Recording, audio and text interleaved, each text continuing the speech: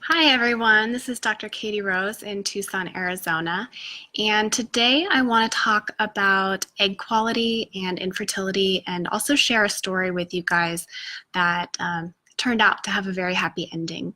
So I want to start off with the beginning of the story. About 2 years ago, a patient contacted me and she sent me an email wanting to know if maybe I could help her. She had already had 2 miscarriages. She was 37 years old and she had been diagnosed with low ovarian reserve, poor egg quality, and low AMH.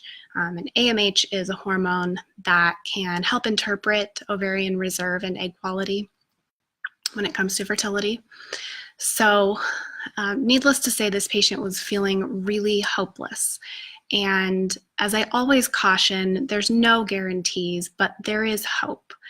And generally speaking, this patient was pretty healthy. She ate a balanced diet, plenty of vegetables, lots of exercise, pretty just good lifestyle all around, but there were some things in her health history that stood out to me. Some partying in her 20s, pretty normal.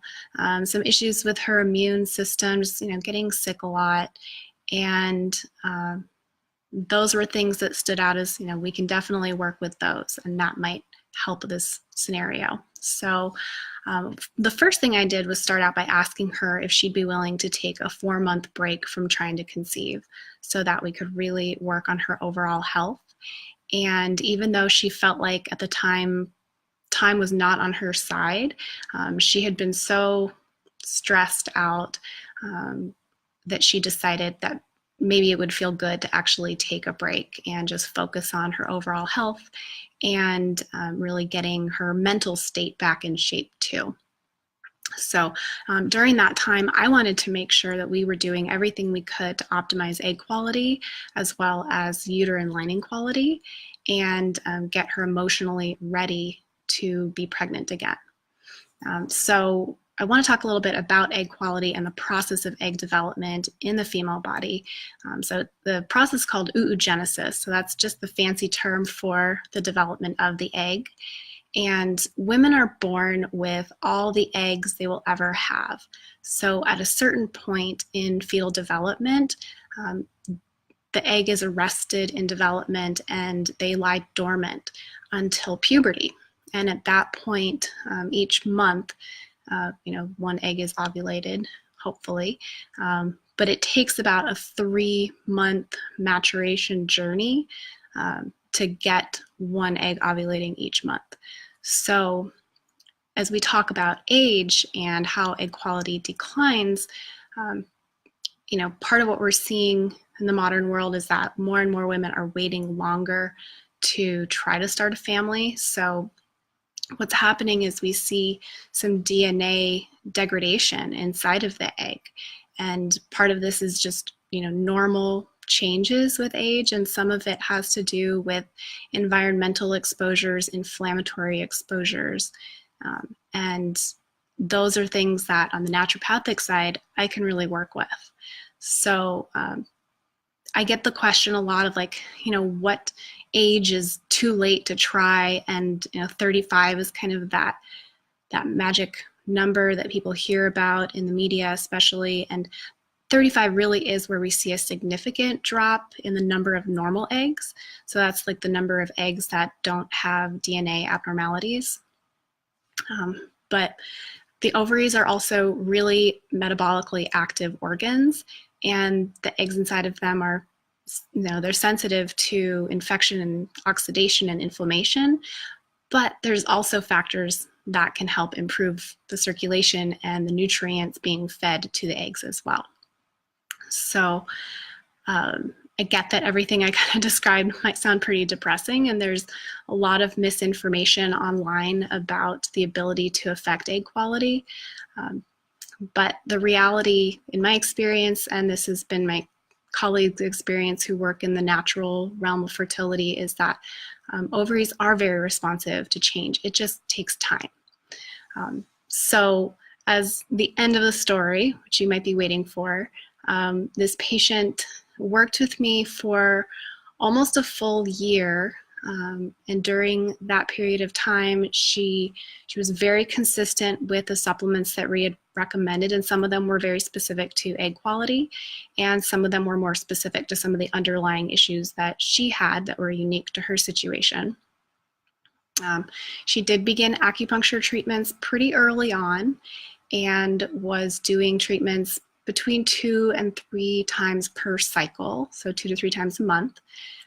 At 9 months in or so, she was feeling pretty hopeless again. And so we talked, we reevaluated, we changed the protocol a little bit. And I also sent her to an herbalist who specialized in Chinese herbs. And I believe it was within a month she was pregnant. So at this point, she has a beautiful baby boy and is really very pleased with how everything turned out, even though it took a little bit longer than she had originally hoped for. But she ended up not requiring any assisted infertility technology either. And some of my patients will go that direction. You know, we reach a point where we decide that that is an appropriate referral for them, or maybe they've already come from that and we're working with their reproductive endocrinologist the whole time. So what are some of the major things that you can do to improve your egg quality? One of the first things is not to lose hope. That's, I think, the mindset part of it is such a big part that isn't discussed enough. And if you have more questions about that, there's a psychologist who I've worked with on that, and she's also in our private group for infertility called Fertile Mind and Fertile Body. From my standpoint, one of the biggest aspects is cleaning up the diet. And so that means really decreasing inflammatory foods, focusing on getting lots of vegetables and fruits, and if it's appropriate for you, whole grains and legumes, pasture-raised dairy products and eggs and grass-fed meats are okay for most people. You know, sometimes, depending on the situation, if it's an autoimmune disease or PCOS, we might give a very specific diet prescription. But getting the anti-inflammatory things in, like the vegetables and the fruit, really good quality food, is going to push out most of the junk.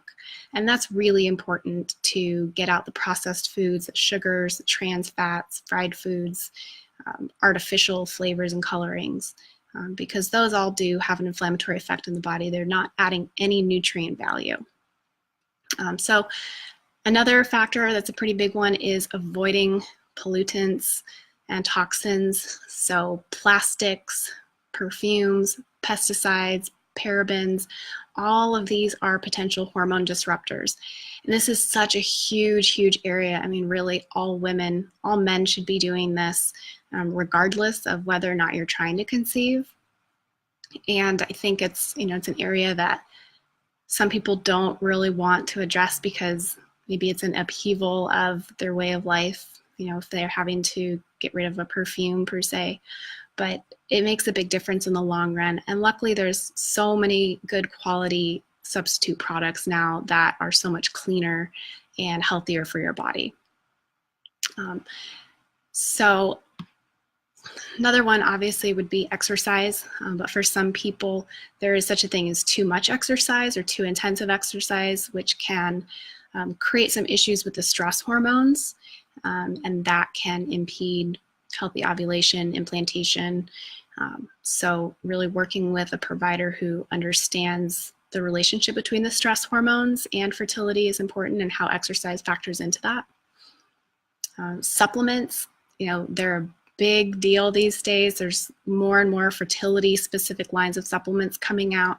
Some of them have value. Some of them I think are really preying on a vulnerable population, because people with infertility, you know, you get to a certain point and you will try anything, and it's not always very cost effective to use some of these products, and sometimes it's not very specific for your situation.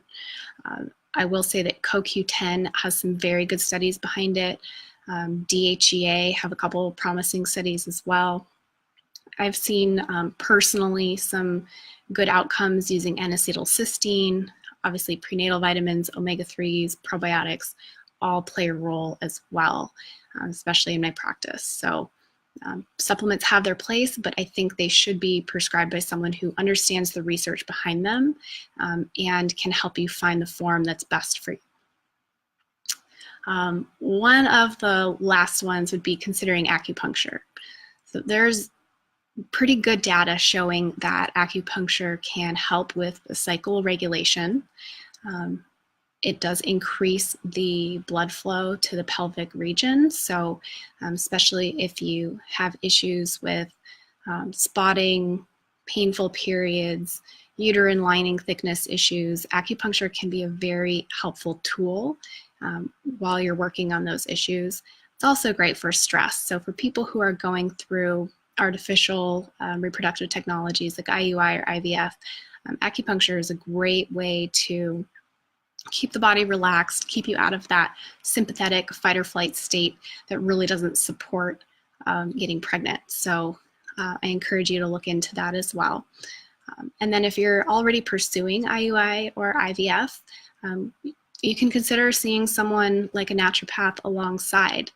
There's nothing to say that you can't do both simultaneously to get the result that you need. So if you want to work with me on egg quality or fertility stuff, you can shoot me a message. If you know someone who this might help, feel free to share with them. I will be posting some more specifics about this topic in a blog post later this week, so I will share the link in this post as soon as I have that up. And as always, I welcome your questions and comments and likes and shares and all that. So thank you guys for watching and have a great day.